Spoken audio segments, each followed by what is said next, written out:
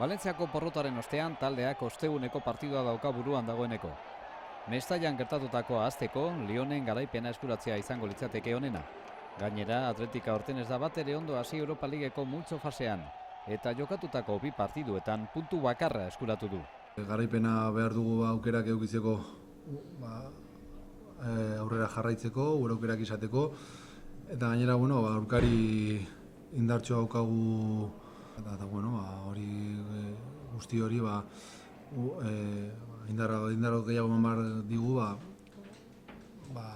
partidua irabazten saiatzeko eta gol aukerak izateko, joko nahiteko, eta beste aukera berri bat da.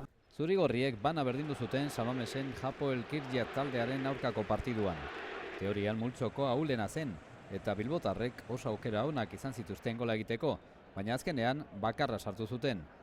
Pragan ere gauzak ez ziren ondo joan eta txekiarrek 3-1 menderatu zituzten Bielsaren jokalariak.